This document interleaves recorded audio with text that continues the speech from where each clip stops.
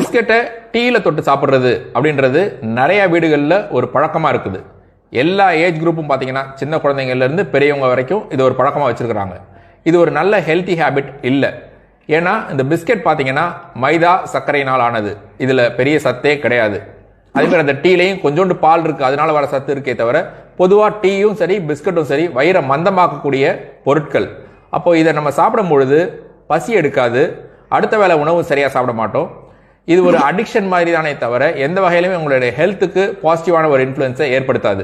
So இந்த காம்பினேஷனை டெஃபினட்டாக தவிர்க்கிறது நல்லது. யாருக்கு இது ரொம்ப தேவைப்படும் அப்படின்னா, ஒரு மிட் டேல ஒர்க் பண்ணுறவங்க, அவங்களுக்கு வீட்டுக்கு போய் ஒரு உணவு சாப்பிட முடியாது, ஃப்ரெஷ்ஷாக ஒரு உணவு கிடைக்காது அப்படின்னும் பொழுது அந்த நேரத்தில் வேற வழி இல்லாமல் வேணால் எடுத்துக்கலாமே தவிர வீட்டிலேயே இது ஒரு ஹேபிட்டாக வச்சுக்கிட்டு காலையிலையும் மாலையிலையும் கொண்டு வரதை டெஃபினட்டாக தவிருங்க. இது ஒரு அடிக்ஷன் தான். எந்த வகையிலுமே உங்களுடைய ஹெல்த்துக்கு இது பாசிட்டிவான விஷயம் இல்லை.